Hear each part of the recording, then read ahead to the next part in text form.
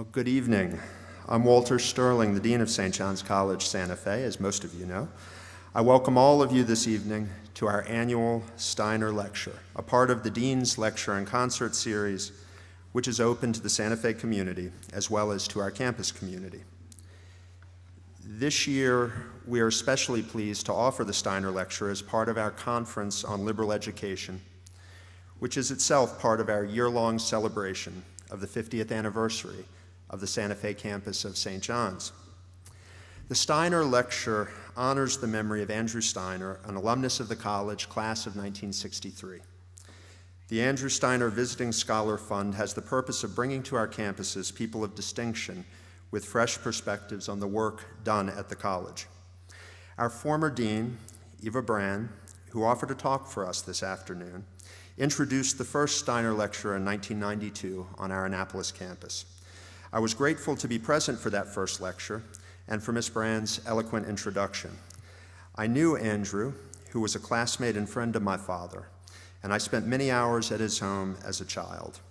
He loved St. John's College, where his time as a student had opened up for him the expansive horizons of an intelligent, reflective, artful, and humane life.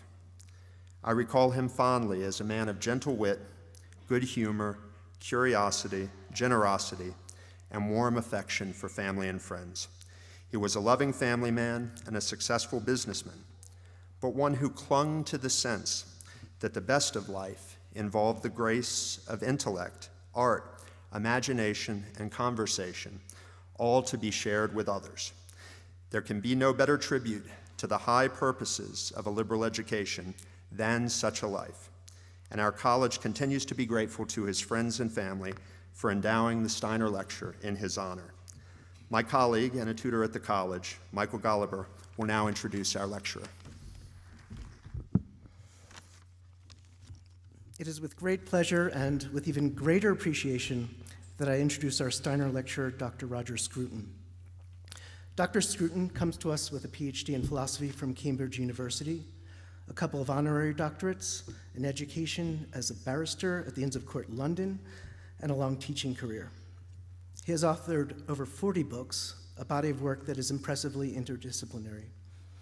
I've not yet had time to read all of these books, but I would like to mention one of my favorites, entitled Death Devoted Heart, Sex and the Sacred in Wagner's Tristan and Isolde.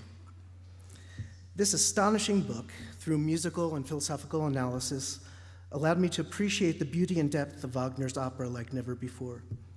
It did so by showing me the possibility of a metaphysical pleasure that one can take in seeing our contingency as individuals and what it would mean to be able to overcome that contingency. It also showed me how music can explain the condition of man to himself and how he might be able to embrace that condition if only he were brought up in a different way. I expect that Dr. Scruton's thoughts on architecture will be no less meaningful and penetrating for me. At St. John's, we don't read much, if anything, about architecture. What comes to mind is only Schopenhauer's discussion of it, which we read in the music tutorial. Schopenhauer claims that the aim of architecture is to, quote, elucidate the objectification of the will at the lowest grade of its visibility, where it shows itself as the dumb striving of the mass, devoid of knowledge and conforming to law, unquote. Perhaps Dr. Scruton will in some indirect way challenge that claim.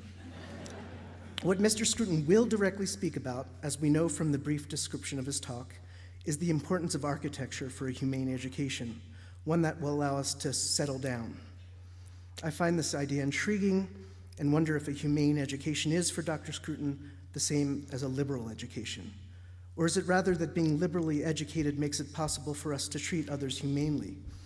For I must admit that I find unsettling the notion that the goal of liberal education is settling down. So I'm very excited to hear what he has to say. Please join me in welcoming Roger Scruton.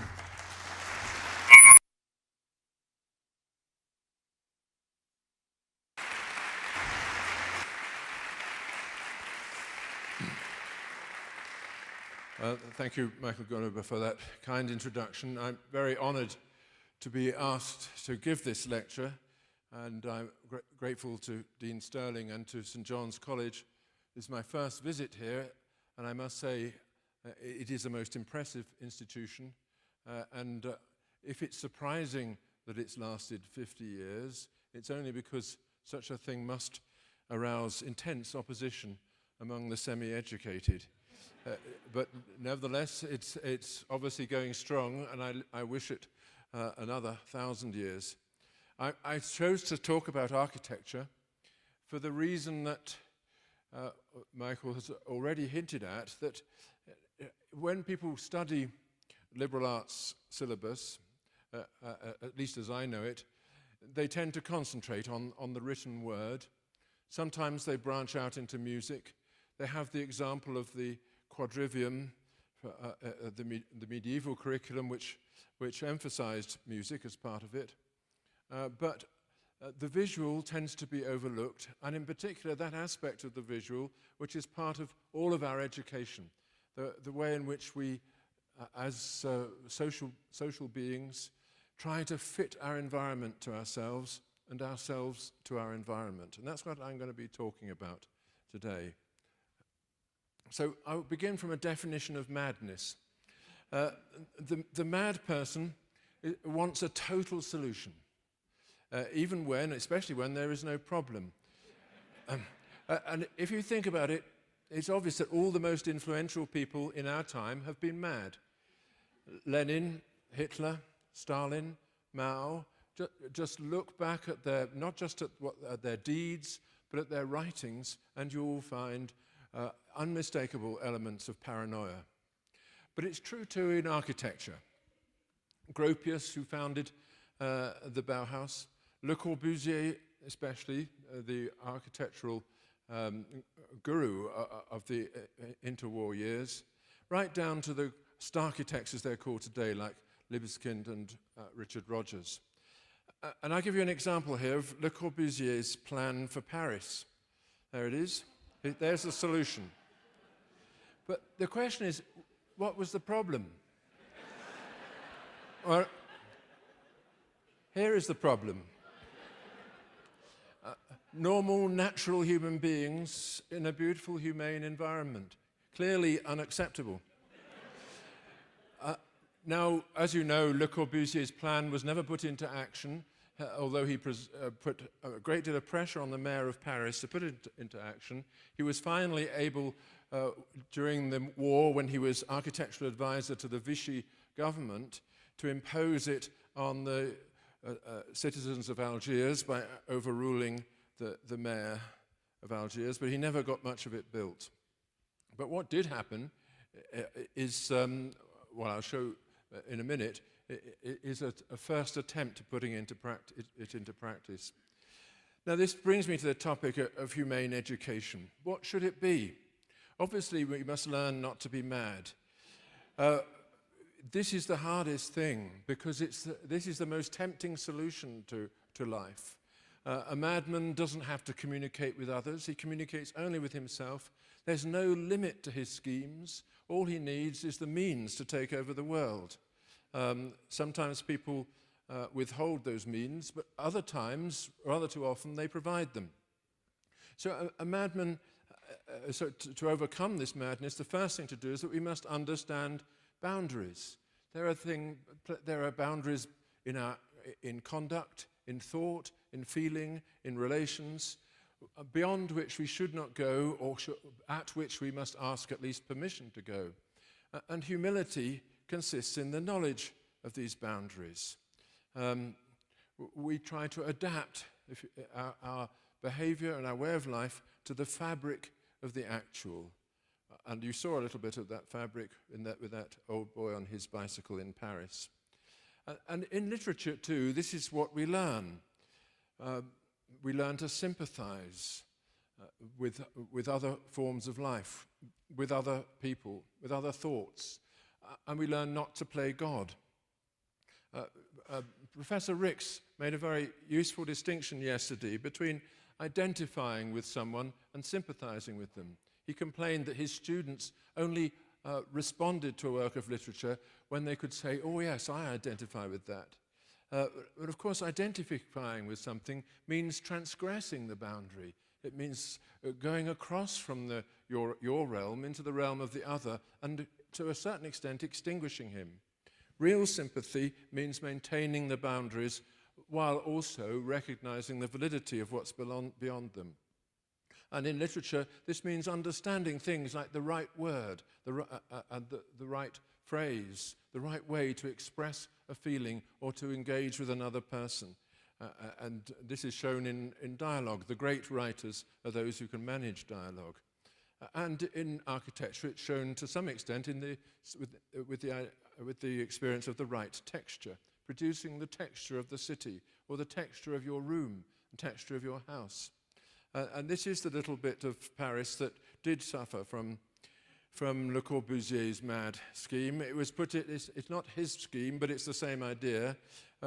Renzo Piano and Richard Rogers managed to get permission from the mayor of Paris, who had been forced into this by President Pompidou, because this was to be a monument to Pompidou's presidency, and a very appropriate one too,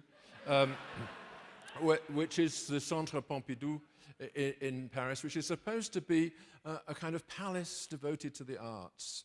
This is where you come to see exhibitions, to hear excruciating modern music and so on.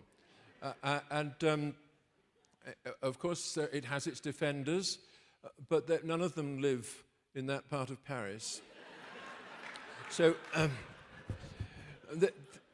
now this brings me to a little piece of philosophy.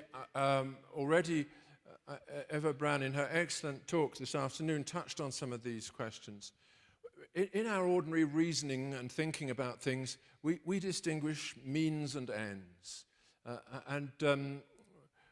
Of course, there are problems that we need to solve. It's not just that madmen have the idea of problems. We do try and solve our problems, and especially in the realm of architecture. We build things for a use, as this college was built. And so we do make use of instrumental reasoning. But we can reason instrumentally, reason as to what is the appropriate thing to perform a certain function and so on, without creating an entirely instrumentalized world. A world in which everything has a function and fits together like a machine, but nobody is clear as to why you should bother to set the machine in motion. What are you trying to achieve by it? Now, at a certain stage, architects worried about this with the birth of the modern architectural materials and modern ways of building. And in particular, Louis Sullivan, the great architect in himself, whose work everybody knows from Chicago, he argued that in architecture, function is all important and that form follows function. So you've got to get the function right, and then the form will shape itself around the function and be beautiful for that very reason. But actually, that is the opposite of the truth, in my view. It's function that follows form. And I want to give you 1 or 2 examples about this in a minute. But just to make a general philosophical point, the means that we need to achieve an end are discovered. But what about the end? How do you get knowledge of the ends, of what you really are trying to achieve?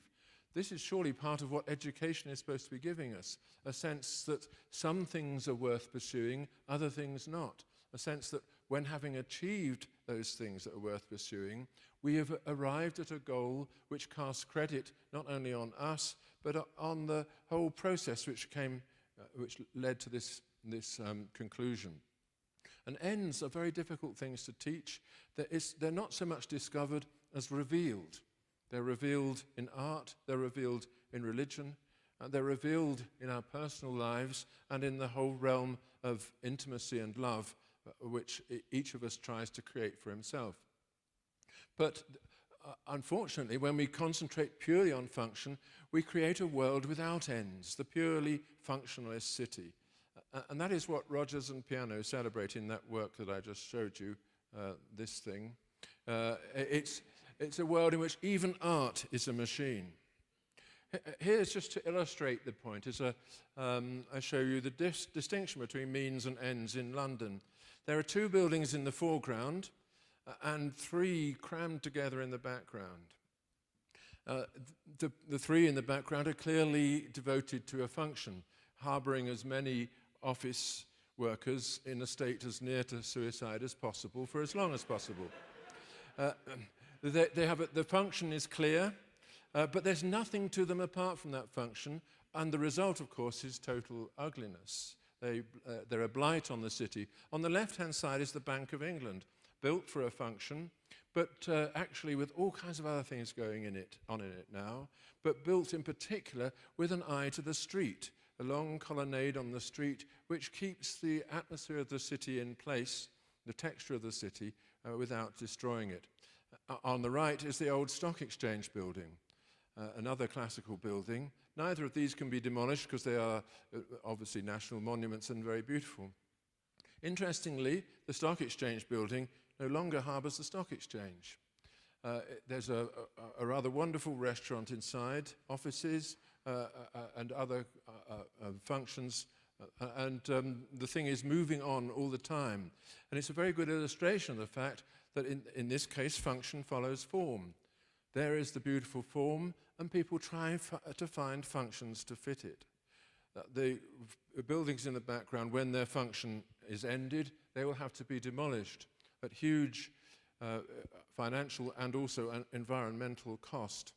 Here's another example. This is the transformer station in Islington. I'm sorry about the stop sign. I couldn't remove that. But this was built as an electricity transformer station. And a really wonderful piece of architecture in a street, fitting into the atmosphere of the street. It now contains shops, restaurants, and offices again. And people decided to keep it, and of course, it being there has added huge kudos to the businesses inside, who flourish partly because of the attractiveness of the building where they are. Right, so that's very obvious, and it brings me to the question of aesthetic judgment. What is it that we do when we judge these things, some as good and some as bad, and try and make choices? This is one of the great questions of philosophy to which I have devoted much of my largely futile life. I mean futile because I'd never been able to persuade people that there is such a thing as aesthetic judgment, even though it seems obvious to me.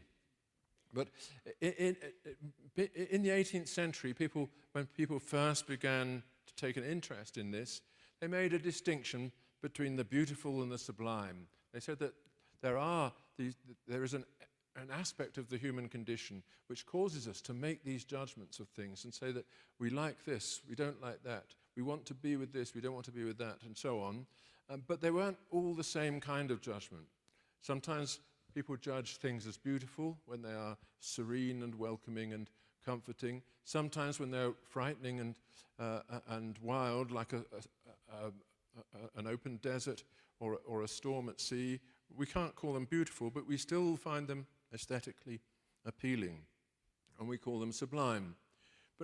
And that's probably a perfectly reasonable distinction, but there are a lot of other distinctions too. We call things dainty, elegant, or dumpy and squat. You know, all sorts of words come to mind when we make these aesthetic judgments, which we use to justify our choices. And they all, in the end, come down to a single set of ideas, that some things are right and some things are wrong. Some things fit and some things don't fit. And that's obvious from the example of London, isn't it? The buildings in the background, they don't fit either to each other or to the city. The buildings in the foreground do seem to fit, and they seem to fit to each other. So they seem to be right. Now, trying to understand this was something, it has been a huge philosophical problem over the years, and this is the only bit of philosophy I'll impose on you. But the greatest philosopher of aesthetics was Immanuel Kant, who argued that although these judgments are in some sense subjective, that's to say they depend upon our responses to things, the way we feel about them, we are nevertheless compelled to seek agreement. We are suitors for agreement. We want others to share our judgments. And when they don't, and when they impose their judgments on us without consultation, we can be offended. More than offended, we might actually want to impose our view upon theirs. It's one reason why we have such complicated legislation about zoning and town planning and so on. So aesthetic judgments are judgments to be shared. If we think that this is not true, that we can all live in our own subjective views, it's partly because we're thinking only of some narrow area, where perhaps we disagree about paintings or about music. You like pop music and I like classical and so on, and who's going to settle the argument? That's true that in certain areas it's very difficult to come to agreement, but there are areas in which agreement is absolutely essential, and those are the areas where all of us are making judgments. It's what I call the aesthetics of everyday life. Here's an illustration of it. Children already make these judgments. The human being almost jumps from the womb with an aesthetic agenda, and his mother responds to it, and he to the mother likewise. And here you see in the faces of those two children what Wittgenstein would call the natural expression of aesthetic judgment. They're trying to get it right. They're trying to fit those plates and cups and bowls onto the table so that it looks right. And that's all part of arranging it for a ceremonial occasion, and they're arranging it primarily for others. You can see the role of the aesthetic judgment is not just in expressing the individual taste of each of those little girls, it's in preparing the whole table for a community. And that's one of the things that people tend to forget about aesthetic judgment, that it is essentially outward directed towards other people. And it's why aesthetic education matters. It doesn't, not because it matters to you, though it does, but because it matters to all of us. And what matters here, of course, is the way in which we make forms, the way in which we compose things, the way in which we get things fitting together. The form of things is understood because we can understand the relation between the part and the whole, between the crockery on the table and the shape of the table, between the colours of each dish and the colours of its neighbours, and so on. The part-whole idea is absolutely fundamental to our way of arranging things. And in everyday life, we build in this way towards some kind of completion, as when we lay a table, like those two girls, or when we furnish a room.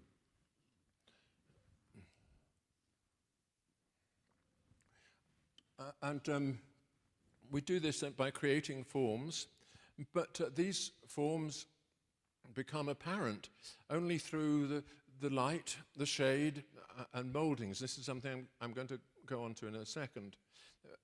The shadows and mouldings create a kind of grammar of form, and this grammar imitates things that we find elsewhere in our love of beauty and of art.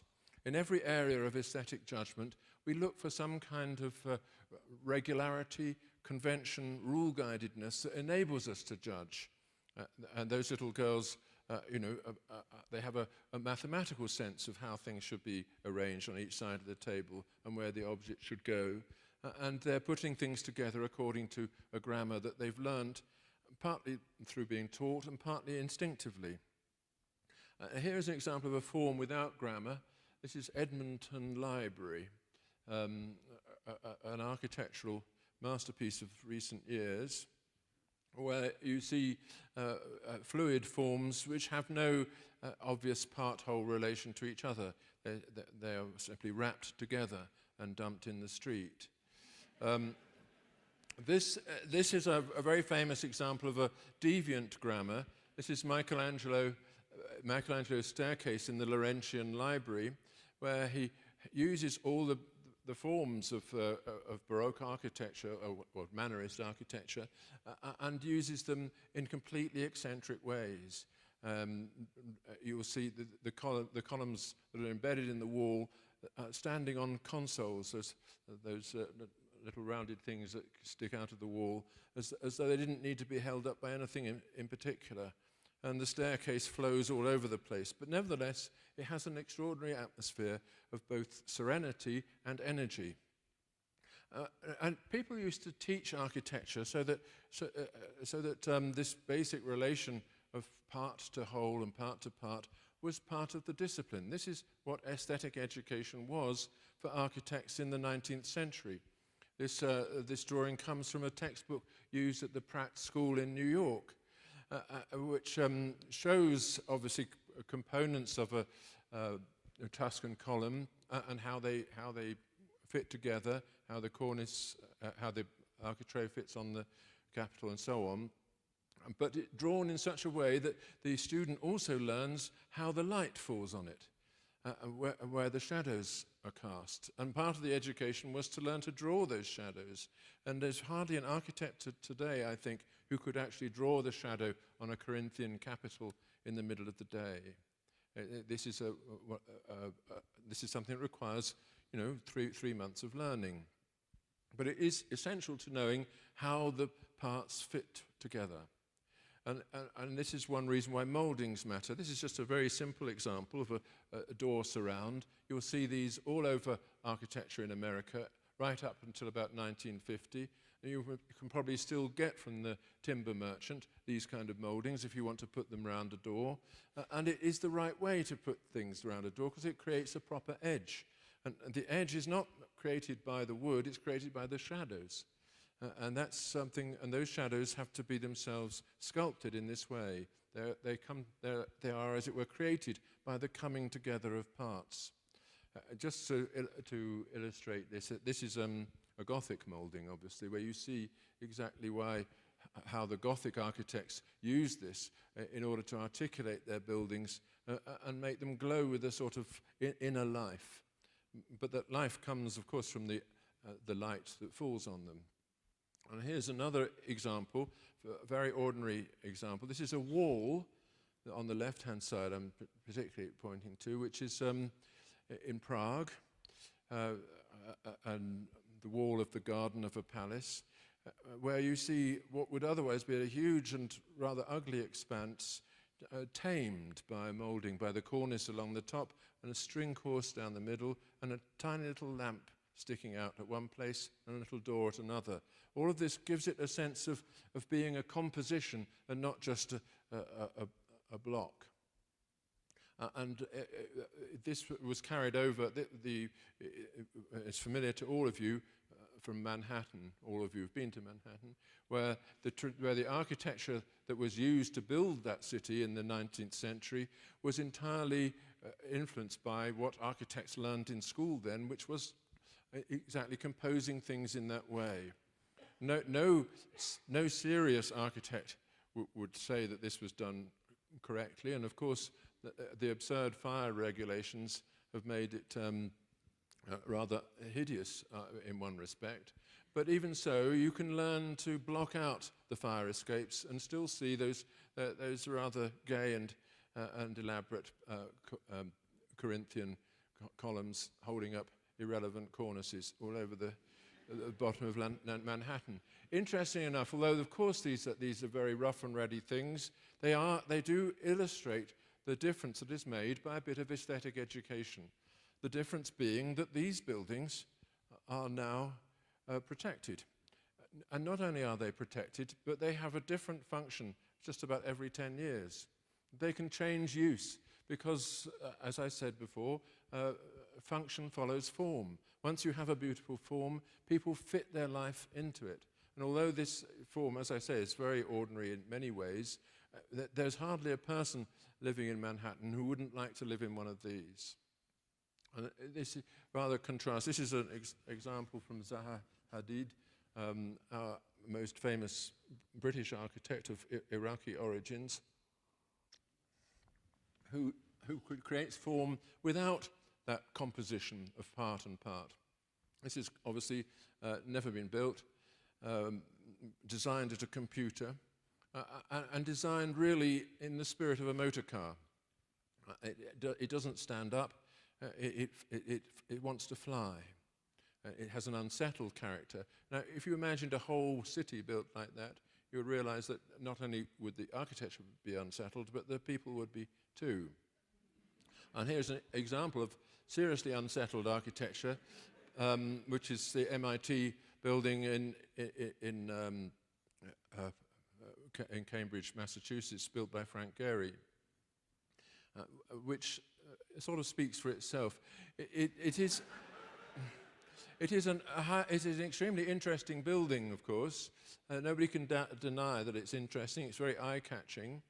But the architect is now obviously suffering a very expensive lawsuit because it turns out to be unusable. It leaks at every joint and so on.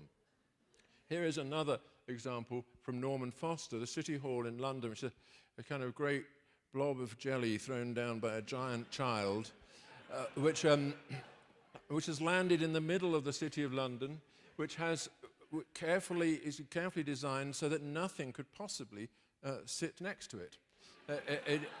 It is there to exclude humanity and to exclude residents from any space within vicinity.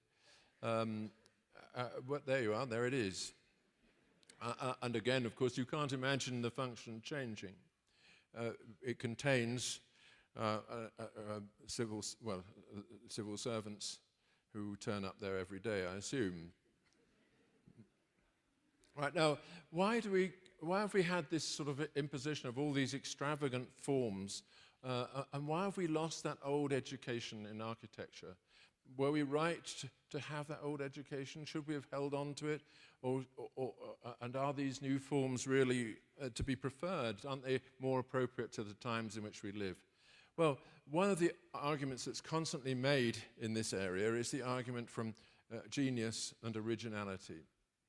The argument that in all artistic endeavors, originality is necessary. It's the sine qua non. Without it, you're not really engaged in serious artistic activity at all. And this means that only the genius can really take part in it.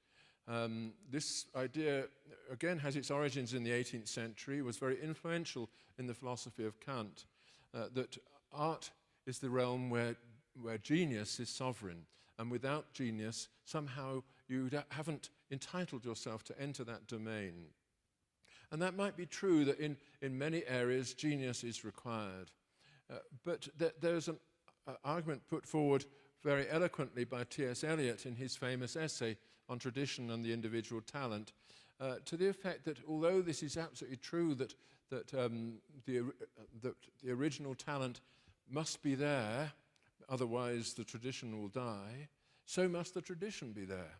That provides the context within which genius can be observed and within which originality can be practiced. Just doing something that hasn't been done before, when it shows no understanding of what has been done before and what has been intended by what has been done before, is not originality. It's merely unpredictability. And there's a kind of fake originality that arises when people make no effort either to understand or to fit in to what already exists, and simply do something which is their own thing. So real originality is founded on respect for tradition and an attempt to adapt to that tradition and to adapt the tradition to yourself. And that's the real contrast you see between the Michelangelo staircase I showed you and Norman Foster's blob of jelly. And I think this is where aesthetic education really matters. Aesthetic education is about embracing that tradition, understanding it, and defining your own efforts in terms of it. It's fine to make a cult of genius, as our ancestors did in the 18th and 19th century, but they never intended by that cult to sweep away the inheritance of the arts that they had so much enjoyed. On the contrary, they wanted to make an original contribution to that inheritance. And you see, especially in the art of music in the 19th century, the way in which the tonal tradition, already in existence for 1,000 years, was not cast aside, but adapted and taken to its limits. Now, again, there's another point to be made, which is perhaps more important for the case of architecture, which is that it's a mistake anyway to transfer this idea to architecture.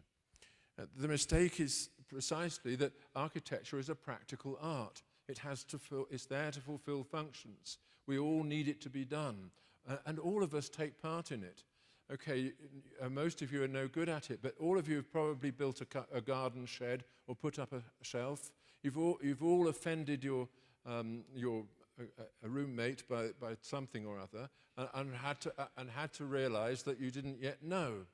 You know, so architecture is just the largest scale of that ordinary practical activity which you saw exemplified by those two schoolgirls. So it's something that we all do, and we know that we're not all geniuses. So it must be, therefore, that there is a right way to do it, which is accessible to people who are not geniuses. And that's the majority of architects. And I think this is one reason, again, why Manhattan looks okay, is because nobody with the impression of his own genius got round to touching it until Frank Lloyd Wright came along with the Guggenheim Museum. Now, there are geniuses in architecture, of course, like Michelangelo, and in particular, a favorite of mine, Borromini, the Italian Baroque architecture. I'll just show you two of his cupolas from Rome. This is the cupola of San Carlo alle Quattro Fontane, the smallest church in Rome, in which he's managed to concentrate every single detail with every single liturgical significance into a space about the size of that screen there. And here is his great cupola from Sant'Ivo della Sapienza. Now you see there a very good illustration of why mouldings are necessary. There's a building with absolutely sharp edges where every geometrical relation is dramatized, but it's only possible, isn't it, because of the shadows that cling to every parallel line. And he knew that, of course, and that was what he had been taught too. Here's another example. Is this original? This is, you know, a popular diversion in a place where there aren't many. Of course, this is like anybody can say, you know, it's never been done before to put an upside-down house and make it work, so I've done it. And interesting enough, you only know this is an upside-down house because it's built according to the classical principles. So this is about, you know, it's an interesting paradox that here is a house that, although it's a joke, it wouldn't have been perceived in the way that the architect wanted if the architect hadn't studied how to do a real house. So these examples show, I think, that the need in architecture generally, the need for rules and patterns. Without the sense of detail, we can't learn how to compose things. We compose things by assembling parts. But we don't only assemble the parts of the building to make a building, we also learn to fit a building into its setting. This is something which is very familiar to people in Santa Fe because, of course, you have zoning laws and architectural regulations which are designed to make buildings fit into this landscape and to fit next to each other if possible, and you know, with the right colors and shapes and heights and so on. So this is a unique part of the United States where people clearly have perceived the need for this and acted on it. But it's not just because it looks nice, it's because that's a way of perpetuating the idea of settlement. When we settle down in a home of our own, it's very rare that we do it on our own, and if we did do it always on our own, the human race would die out, and rightly so. So when we settle down to share a home, and usually to create new human beings who share it with us too. And I think this deep idea of settlement connected with the whole reproductive cycle of the human species is one that is embodied in our traditional classical vernacular forms. These are there because they're part of sharing our environment. We build in the way that our neighbors would like, in a way that our neighbors could fit to, in this kind of side-by-side relation.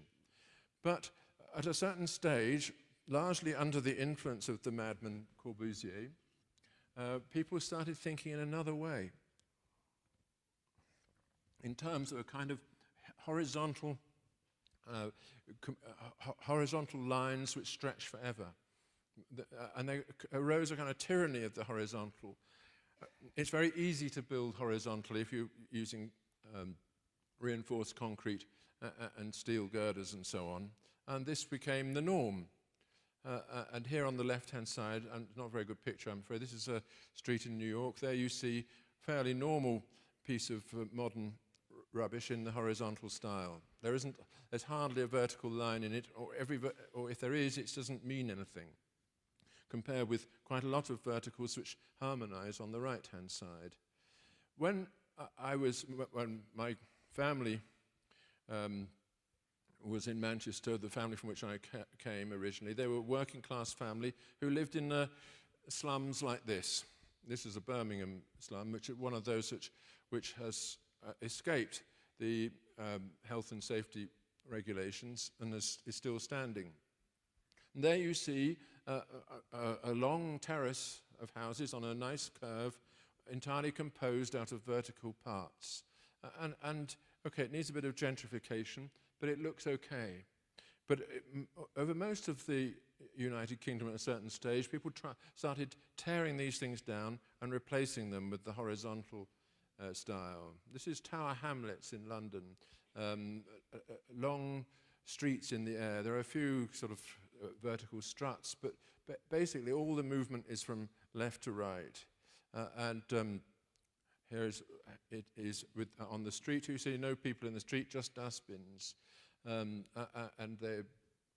needless to say, this is a great problem estate. It has the highest concentration of crime in all of London. And you should contrast it with the ordinary old-fashioned street like this, which is all built side to side, but in each house manifests a vertical order of its own. There's no... They're completely different heights. The windows are at different heights. Nothing really is the same from one house to another, but as you can see, it's a perfectly relaxed and harmonious composition. And the proof of it is, of course, that all the people out in the street enjoying it. And I think this is a lesson that people are beginning to learn, that you don't build horizontally, you build vertically. Of course, you need the horizontal lines too, but you must learn that way of standing one thing or another, which is taught, or standing one thing on another, which is taught by the classical orders that I illustrated earlier. So, some general remarks about settlement. We all need to settle down, and culture is part of this. We want to perpetuate the voices that have already settled the land before us. That's one reason why we read great books. And we encounter beauty every day, but it's one that we need to learn to bring to our side. We need to use our sense of beauty so that our settlements are indeed communal things that we share where we are at home, from which we don't particularly want to move.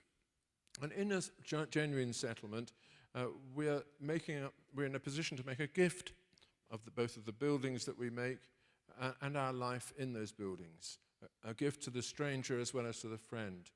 And I think in that way, aesthetic education is part of responding to the deep needs of the species, especially the need to fit in. And the classical vernacular, which I've really been defending, is not a style, it's a grammar. It's like tonality in music. It has a history, but it involves reaching out for permanence. There were geniuses, Palladio, Michelangelo, and so on, and they were very important because they made the little parts that the rest of us use whenever we're building our own little garden shed. But once the grammar is in place, it is learnable and transferable, and it's tied to no specific use, like those Manhattan lofts. And I think those lofts and all those ordinary buildings I've been showing you illustrate the priority of aesthetic values. Once things look right, we find the way of putting them to a use. They've got to look right first of all, and then everything else will fit in. And that's what makes an adaptable city. But of course, we human beings, you know, we don't just compose the things around us in this way. We also want to be composed, especially when dead.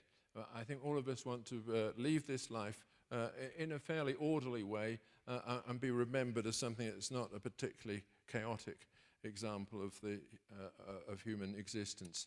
That's why you'll find that funeral parlours, even in this quite fairly modern building, will tend again to take on board these classical principles. You know, mouldings, shadows, there's classical lettering and so on. Okay, it's not exactly as it might have been, but it's something that people will be immediately attracted to if they're looking for somewhere to dispose of their bodies. Here, by contrast, is a funeral parlour that failed. And you can see exactly why. It's not just that puce colour, supermarket colour for the signs. It's also, this is composed out of Bauhaus details, those pilotti that hold up the canopy above the door, the window shapes, the metal-framed windows and so on, and the flat roof. And it's a very interesting example of how to do everything wrong. Okay, so I think I might just, yes, okay, just the final points that, so architecture stands up, it doesn't flow, but we are seeing increasingly the triumph of the gas station style. Gas stations were one of the great tragedies for the architectural tradition that we inherited, because they are all on the horizontal canopies, and they have to have huge billboards to attract the cars in and so on. Everything about them is a challenge, and I think this is a challenge that's never been risen to. Proportion, however, means measuring things, and measuring means parts, and all the things that I've shown you that I regard as acceptable are composed rather than moulded. The building of Zaha Hadid I showed you is a moulded form, as was that library from Edmonton. Much more, we notice things like edges and close parallels and corners and the play of light, because they are what make buildings stand before us and stand in a serene way. But we seem to have lost the art of doing that and replaced it with what I call the kitchen utensil style. And I think we can understand a lot of what's happened in modern design if we look back at kitchen utensils. Here's the kettle that your grandmother had on the open hearth in her farmhouse, right? Something like this. And the first thing you notice about it is that it's composed, isn't it? Composed from meaningful parts. The handle has been turned, and it's held up on brackets which have ornamental details. Again, the lid, likewise, has been turned and has a kind of moulded effect with shadows everywhere and so on. And it's got a string course around the middle.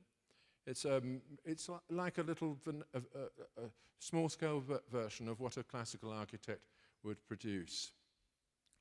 But there's a history here. At a certain stage, this kind of design took over, where people wanted a fluidity and a simplicity which seemed to be more in accordance with the lifestyle of the forward-looking American housewife.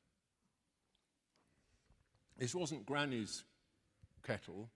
This was the upwardly mobile wife's kettle. And it was soon replaced by this, which is the mistress's kettle. There's no permanent relationship behind this, but nevertheless there's a total fluidity of form. And at a certain stage, there arose the cult of the hairdryer, this idea that you take completely plastic forms and shape them together, fitting them so that they mold into each other without any details at all. All you can do is put silly images on them like that. And this seems to be as far as the education of the architect goes these days. And I'll conclude with an example. This is Slough bus station, the architect doesn't even have a human name. So this example of, obviously, an out-of-place kitchen appliance is not unusual. And you'll find it, now I've drawn your attention to it, you'll be seeing it everywhere. And the great question is, what do we do with this rubbish? It's never going to change its use. Even as a bus station, it doesn't work. It'll have to be pulled down and thrown away. But then the question is, what do you throw it into? The landfill sites are filling up beyond our capacity to replace them. The only thing I think of is a properly classically designed dustbin. So that's all I have to say. Thank you.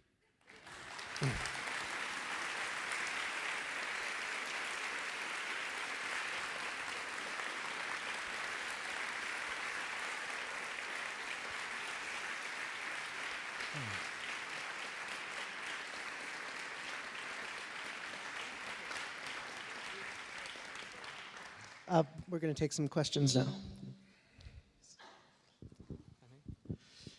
Good evening, sir. Thank you for your talk. It strikes me that we might have diverging views on some of the elements that you've presented tonight. And let me quote two things from the traditions that you've mentioned. First, in 18th century England, we have this definition of beauty, which is diversity in uniformity. And then in Kant, we have the idea that art's rules are given by nature. Now, I agree with you that there is absolutely no way originality, genius can happen without rules. That is for certain. However, must they always be tradition's rules? And if that's the case, is tradition not an enclosed sort of total legal realm to which we adapt, a total solution, if you will, that we would be mad to follow if we follow your definition of madness? And as an example, I would like to quote two architects, 20th century, that you've not named, which I think illustrate my point very well.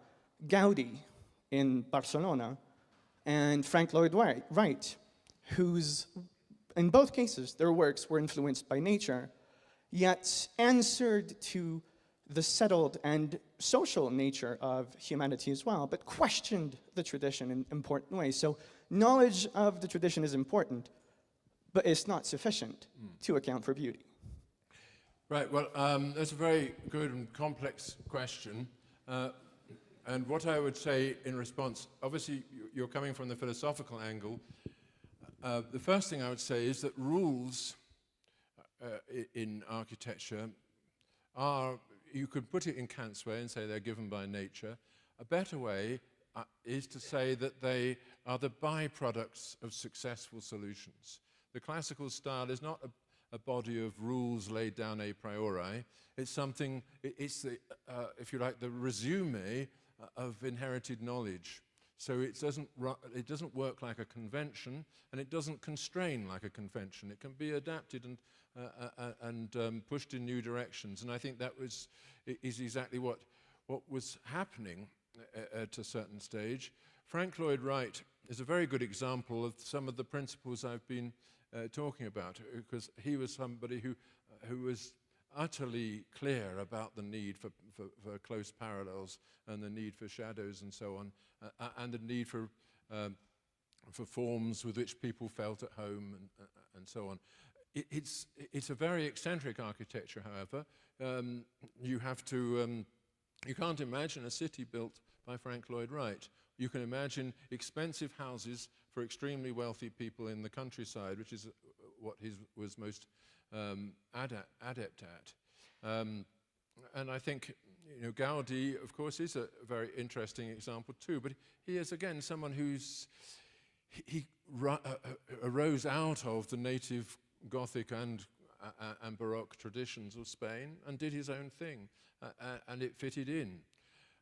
What my argument is not that such geniuses should be forbidden or even controlled, provided there's some kind of overall conception of what they're doing, but that we should provide an education for people who are not geniuses. That is the great difficulty in architecture, that most buildings are built by people who are not geniuses and can't be entitled to take that kind of step. So, and that's where we need a greater respect for these traditional forms and traditional ways of building.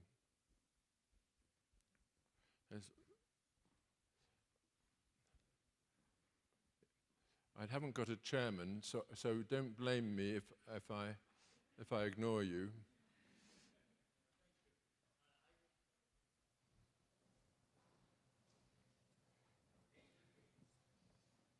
It's the general principle that microphones don't work in Yes. St. John's. Oh, no. There we go. Thank you. Thank you, Dr. Scruton. I enjoyed your lecture quite a lot. In your talk, you valorize sharp edges and right angles and moldings and such.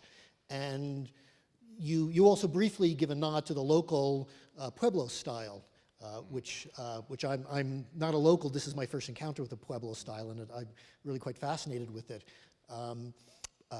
But it has a near total lack of sharp edges and right angles and moldings. And I wonder if you see or can see a logic or a grammar in that tradition, one which is very different from the classical tradition? Yes, there is. And people have tried to maintain it in Santa Fe. It's a grammar for a small village, really. It's not a grammar for a great town. And it's everything is handed over to the interior or to the windows, you know, as the articulate exterior of the building. But of course, it's you know, it's not that everything has to be done according to the things that I was pointing out. I was simply pointing out those things that have traditionally been taught and which have enabled architects to build in all sorts of places according to whatever the functional need is.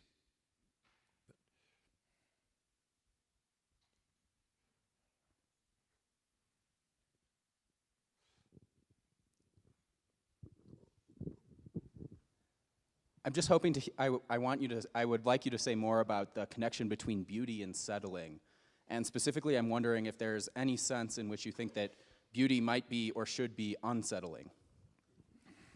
Yeah, this is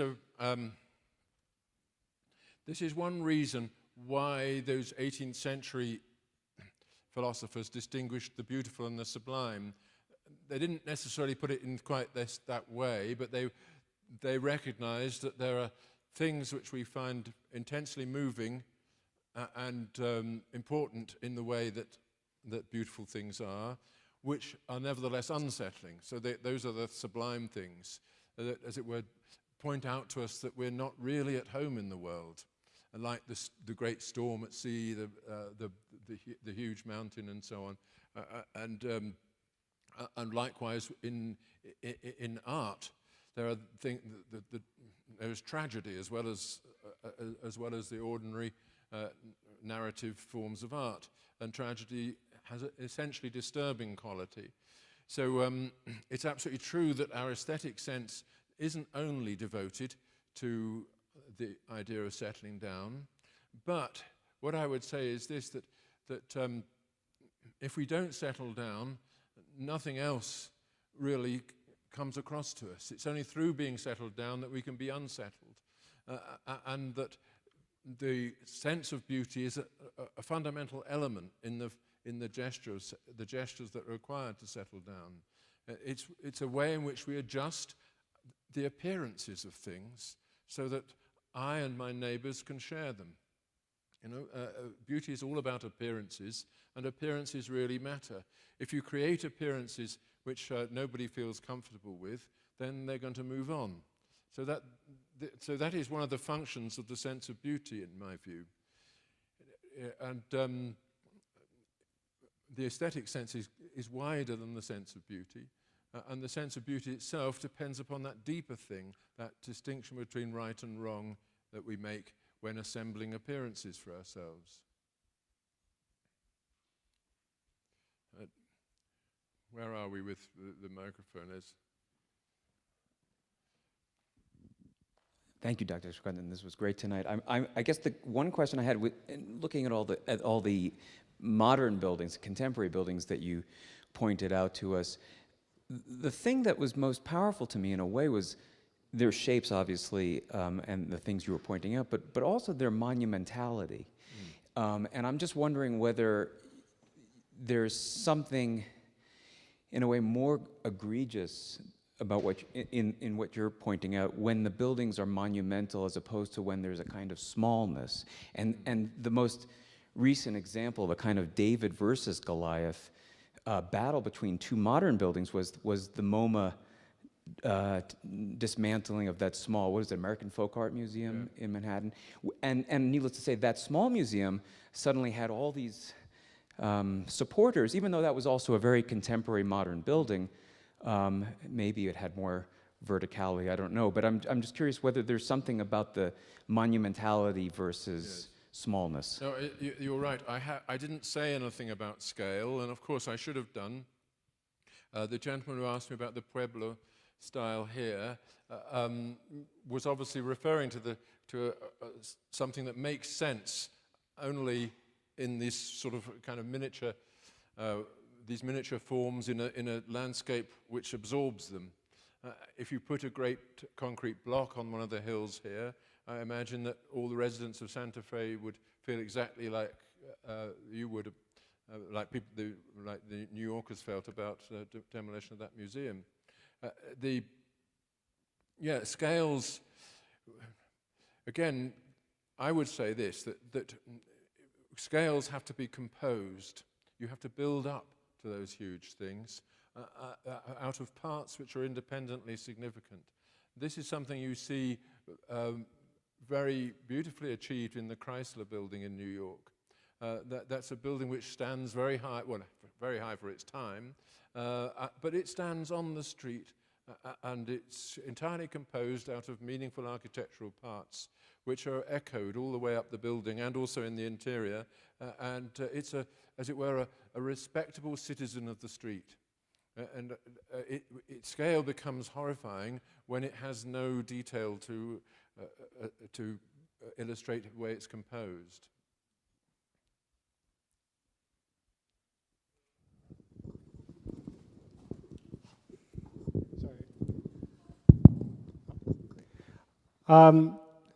When you were showing the pictures of the verticality and the examples of that, especially the row of houses in the slums of London,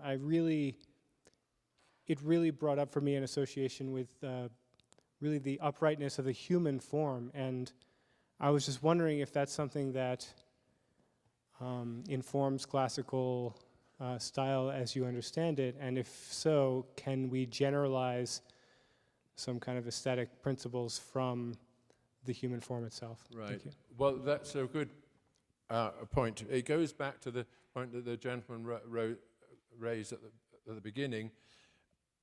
You can generalize in aesthetics, but only up to a point. Only because you can say that these principles have shown themselves to be acceptable. These are the solutions that we've adopted, and we can adapt them to new areas and so on. It doesn't follow that there couldn't be a completely different way of building, say, elsewhere in another climate or with a different kind of people. And it's interesting, the traditional Japanese architecture is more horizontal than vertical. Things slide. Of course, they're made of paper and so on because of the earthquake problem and all the rest. Completely different problems were being confronted. Although Japanese temples are organized vertically like other sacred buildings.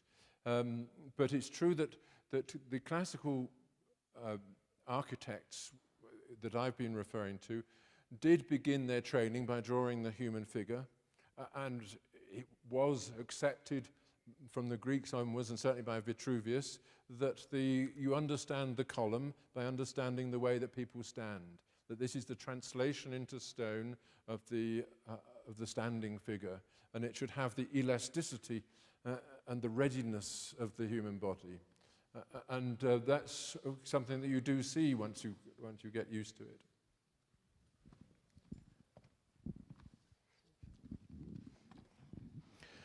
how did we get from there to here? In other words, following your examples of the Bank of England and the old stock exchange, the only thing they have in common, obviously, is money. But when did or how did architects morph from artist into con artist? Into? Con artist. They trick people into thinking this is pretty good stuff. Oh, right, okay, yeah, into conners. Well, there's always a motive for faking something if there's money attached to the thing. You know, going back to the buildings in London, those huge blocks of completely unmodulated concrete, there was a lot of money involved in building those. And if you got planning permission to put up a building that high, you could walk away from it as a millionaire and invest your proceeds in the nice little cottage in the country that you'd always wanted. You know, and that's how London got destroyed.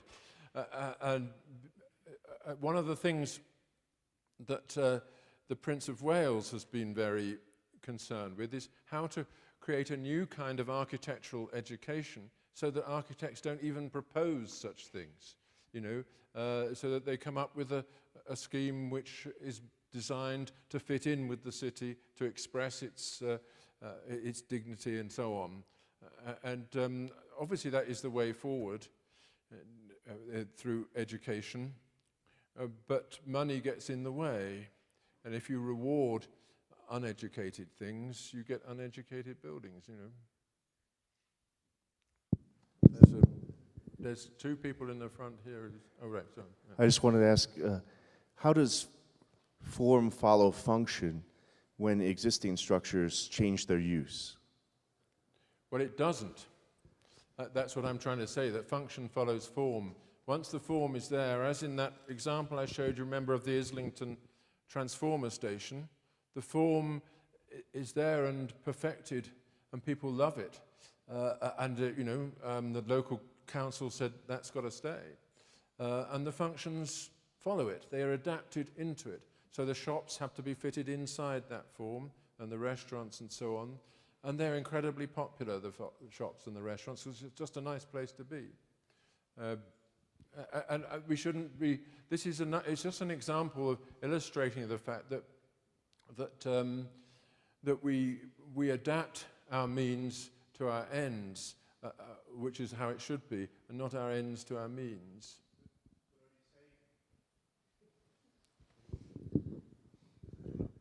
Are you saying that the niceness, the appeal, is really the form, and then the function just seeks an attractive venue and fits itself to it? Well, it doesn't seem to be a fit between form and function in that scheme, really. No, of course it's not. What I'm saying is that what Louis Sullivan said, that form follows function, is the opposite of the truth, right? That you don't get a nice form by simply revealing or following the function, as Piano and Rogers pretend they're doing in the Centre Pompidou. The form is something that you understand completely independently. Yeah. So I'm glad that Mr. Grenke asked that, because I'm also confused about why you're saying what you're saying about form and function, because it seems to me that the examples of postmodern architecture that you showed us are examples of form completely taking over any thought of function. So it becomes all about form and not about function, and not about dwelling, or not about being in the building, but about being far away from it, looking at it. Whereas, the examples you pointed to in London, the stock exchange, and those seem to me to be, the beauty of the form comes from a certain deep thinking about the function, the original function. Yeah. The deep thinking is actually about form. It's thinking about how forms are understood by human beings. They're understood in terms of their parts and how those parts fit together. The postmodern things that you were referring to don't have proper parts, and the form is arbitrary as a result. We don't see the form as it were, growing out of the construction. It's simply imposed, and those things are, of course, designed on a computer. They're not designed by somebody who's looked at something and drawn it and seen how it would fit into something else. That's the sort of thing I have in mind. The word form maybe is not a word that I would naturally use, but it's there because Louise Sullivan made that remark. And I was just trying to say that that remark is the opposite of the truth.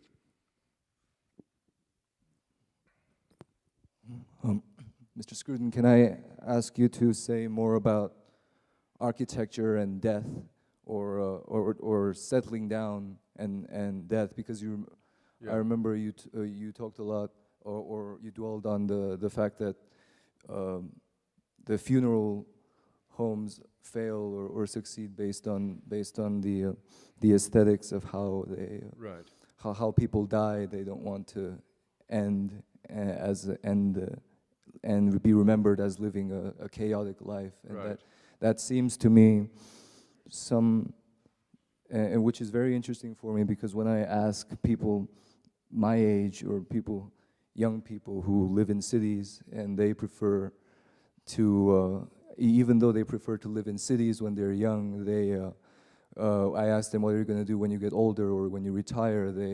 I find most of them saying they want to go live in the country, where they have nice homes with the gardens, going back to nature. That's what I hear them say. And I was wondering about this relation between what is it about the latter part of your life that's close to death, and what could settling down mean for a person about to end one's life, or I just want to know more about that relation. The funerary architecture has been extremely important in the history of architecture, obviously. When the normal situation of people when they approach death is to become serious and to will some permanent record of themselves. And their relatives likewise. You don't build a monument out of plastic, or a monument is there to perpetuate something. Okay, it's going to decay eventually, but many of the architectural paradigms that we have originated as monuments, and likewise as churches or whatever, places where the dead are honoured or even present. So that death is a very important asset for buildings. It's something which if a building can accommodate the dead, it's achieved something that all buildings in there are, as it were, designed for, namely permanence. And I think, of course, modern attitudes to death are changing, and young people don't think about these things. And there's an intervening period where people want to go to the country, perhaps, and settle down, and that is perhaps not as healthy as it should be. One reason why our towns are so disorganized and why they lose their centres, where they don't have a centripetal movement towards the centre where real life occurs, is because people don't reproduce enough in them. The towns should be full of children, as they used to be in Italy in my youth. And the children give sense to the residents of everybody else. And when people are buried in that society, they're taken out of the town.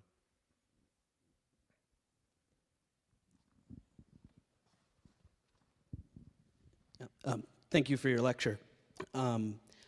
I was curious. Where are you? There sorry. you are. What's that? Yeah. Yeah. I was curious. At one point in the talk, you alluded to the fact that when you had the girls arranging the plates properly on the table, you alluded to the fact that it might also be natural, that this kind of mathematized look at things might be natural. But most of your talk was about education. and how to maybe rectify something. So I'm wondering if you could elaborate on the natural quality of it. Well, yes. We have many natural capacities which only become fulfilled when educated. You know, it's natural in us to learn language, but to learn it properly, we've got to be educated. Music, likewise, is natural to us, but it also requires education to come to fruition. I took that example of those girls because it's so obvious that they don't have yet any aesthetic principles, nor have they ever considered these questions. They probably don't have the idea of beauty and all that, but they do have the sense of right and wrong, how it should be and how it shouldn't be. And that's where we begin, and it's also where we end. We gradually take into that sense, you know, the sense of the rightness and wrongness, all that we want to build into our shared environment.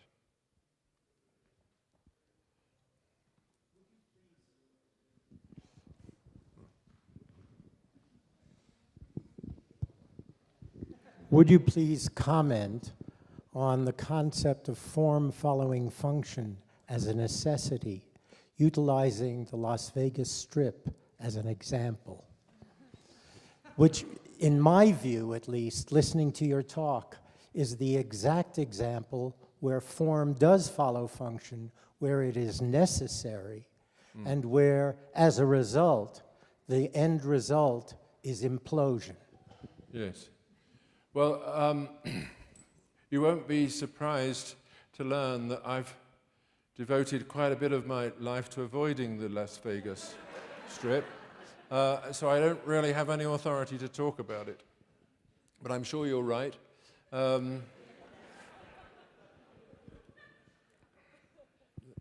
there other? Oh, yeah. Yes? Oh, no, there's. Oh, yes. One thing that I was struck by in your talk was your use of a lot of ethical terms to help us think through aesthetic qualities. Things like a sense of community, of friendship, of regard for others, of decorum, of dignity, of humility.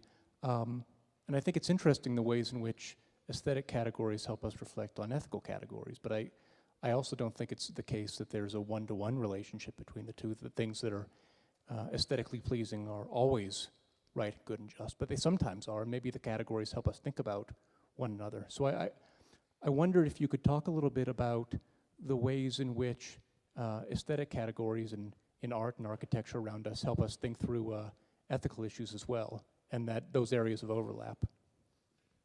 Well, yes, this is one of the great questions of philosophy, what the relation between aesthetic and moral values is.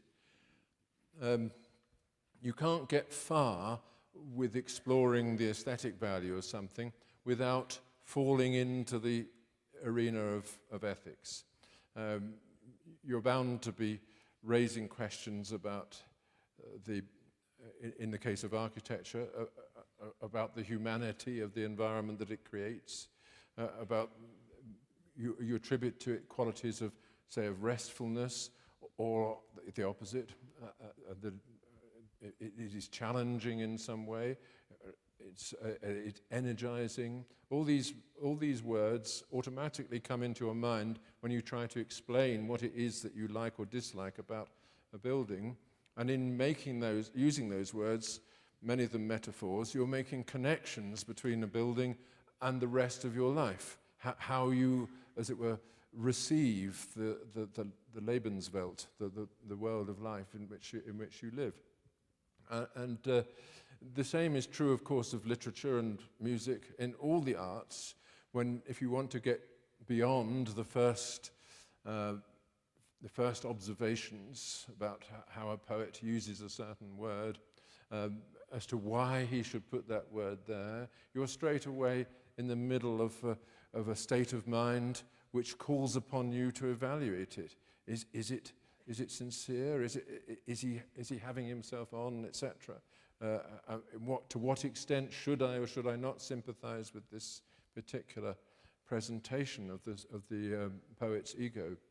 So, I think in every area, the aesthetic judgment begins with a sense of how things impact on me, how I receive them, through the senses or through the unfolding of a drama and so on. But as soon as I reflect on this, I recognize that the impact itself has a moral meaning for me.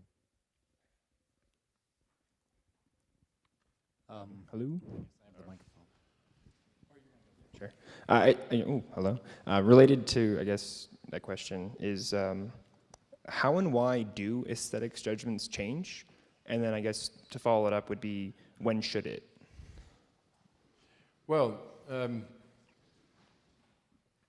aesthetic judgments don't all change. If you mean that people's tastes are always changing,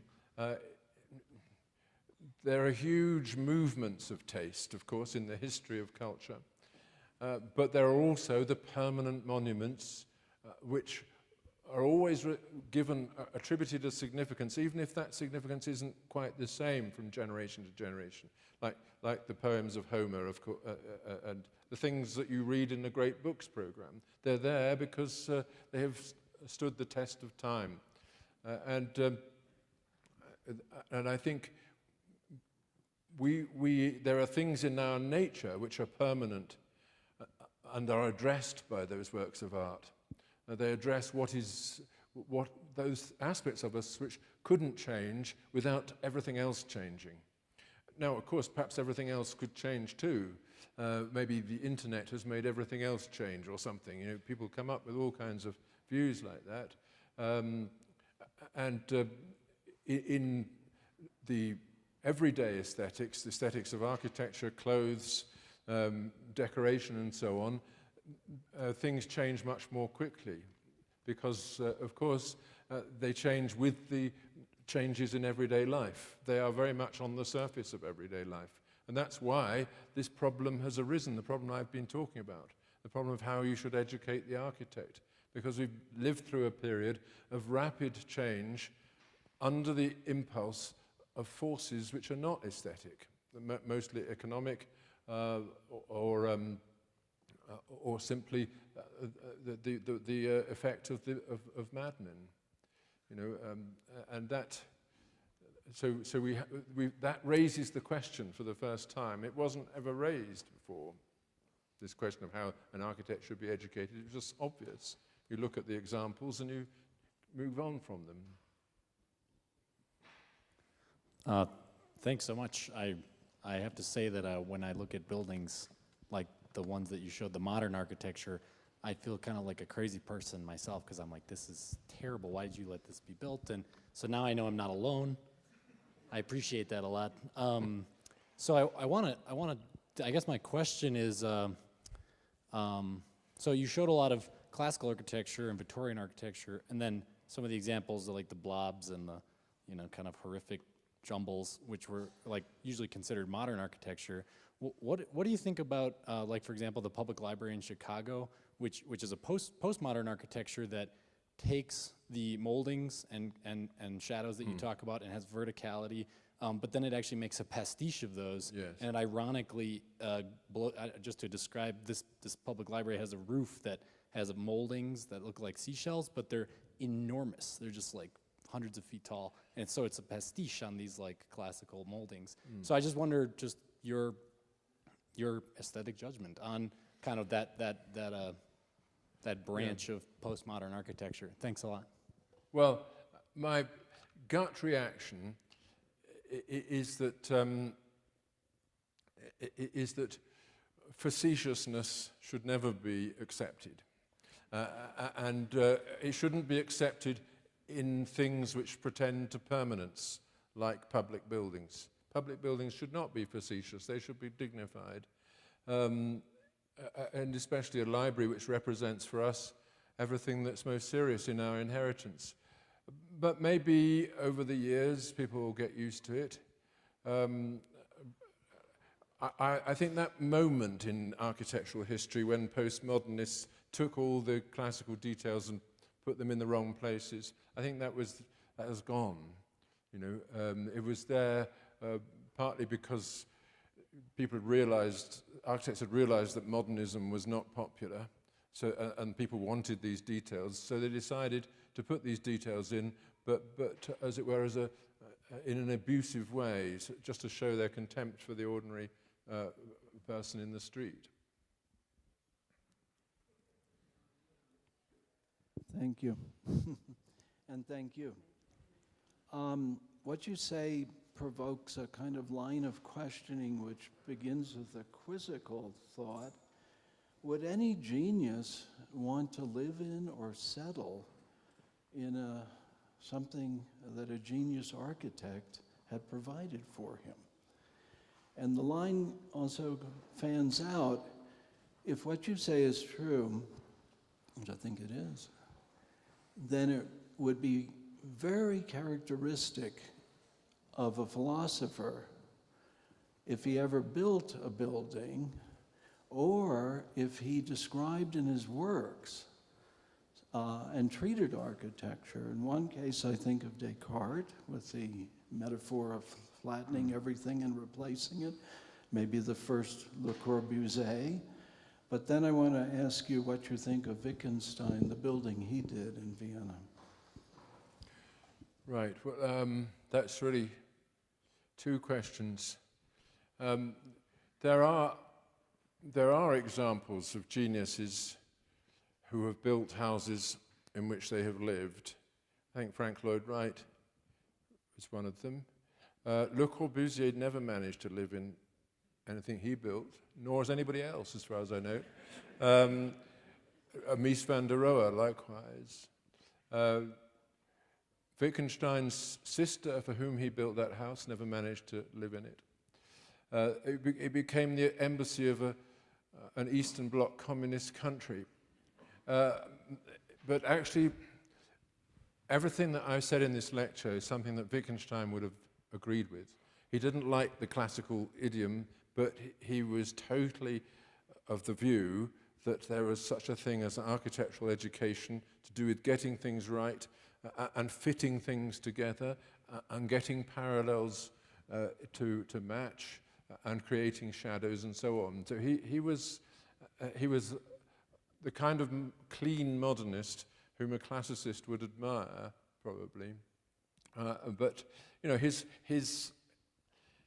building, his house in Vienna, stands to the architectural tradition as the Tractatus stands to the philosophical tradition. It's a dead end.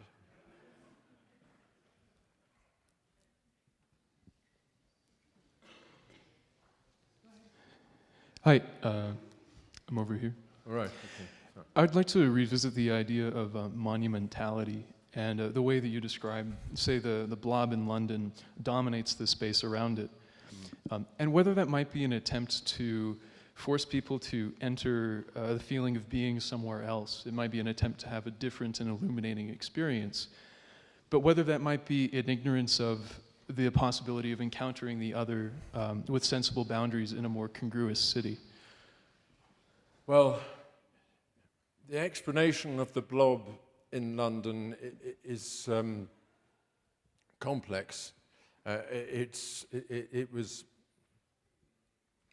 the architect Norman Foster never justifies anything he does.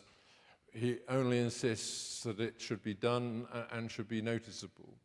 You know, many people like what he does.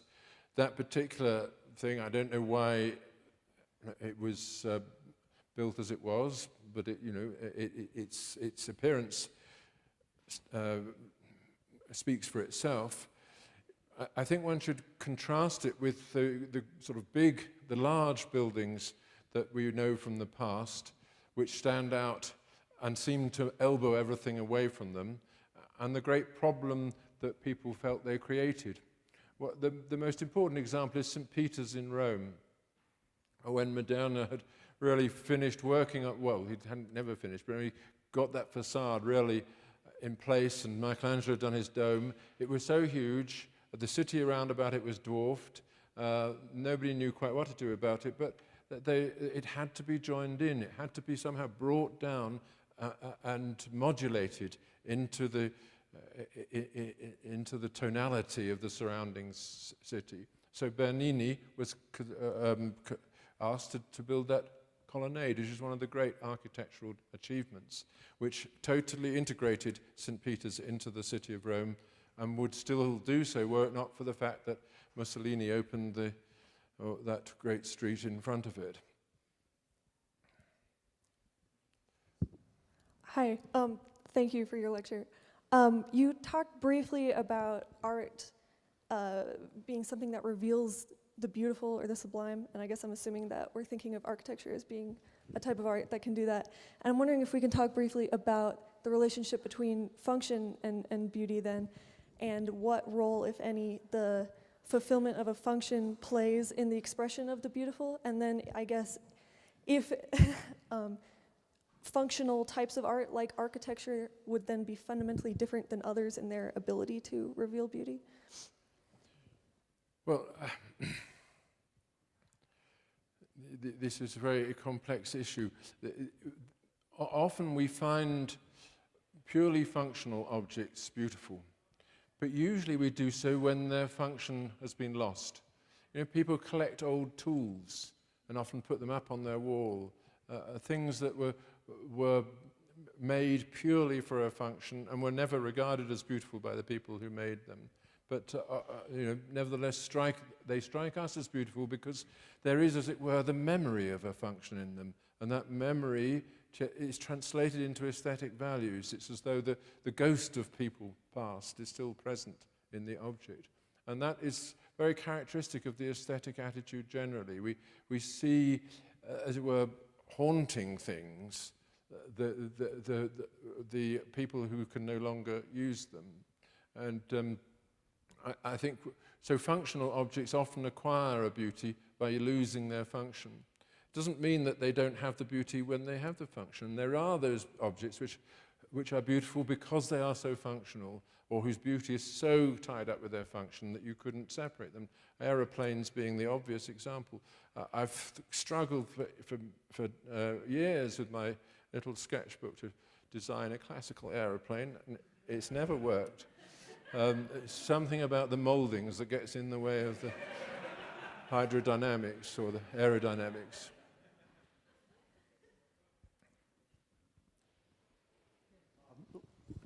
Is this on? Yeah. Nietzsche said that the categories of the aesthetic are learned categories and not a priori, and that beauty and the sublime were historically learned, and that there could be other categories we could learn that were aesthetic judgments that we developed in traditions.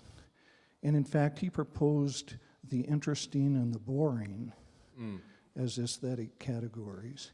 And the French turned that into the avant-garde, and the avant-garde defined the interesting as the new or the different. And often that was a rejection, or at least a comment on the past forms of beauty, and then it became comments on past attempts to be interesting. And most of the buildings you used to illustrate ugliness were ones that the architects intended to be interesting, knowingly not beautiful. I'd just like your thoughts on that. Well, again, this is you want me to talk about the whole of aesthetics rather than this particular question that I'm raising. It is true that the values that come, or rather the aesthetic values that we are tempted to articulate are indefinitely many, and they change from time to time and place to place. And of course, any critic can get away with saying it's interesting.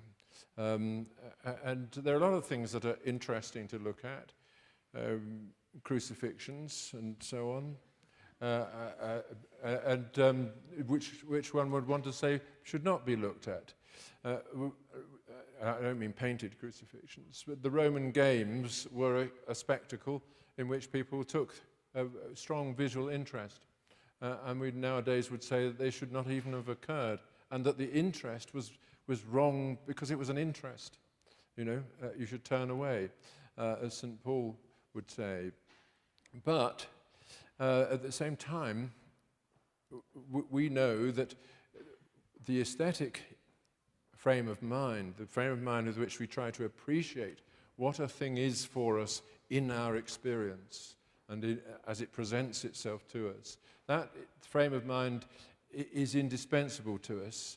And when we take up that frame of mind, all our other values are active in both propelling our interest and withholding it. You know, so and all that Nietzsche is saying is that Nietzsche, lives in a world where the things that are objects of aesthetic interest are rather different. You know, and he wants to emphasize those things which he thought the Greeks emphasized. You know, the cruel aspect of things, the terrifying aspects of things, essentially the sacred sacrifice, which would have, you know, which he would, was always in the back of his mind as the root of the aesthetic way of life.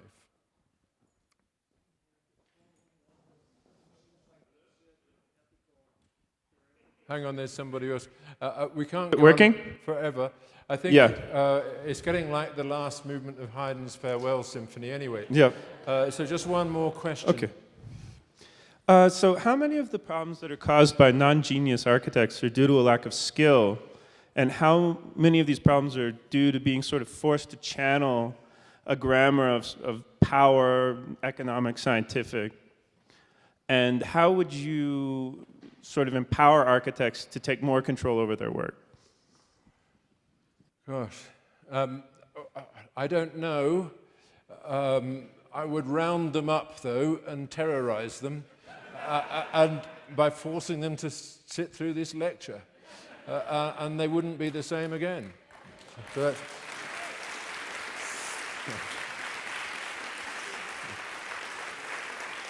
thank you.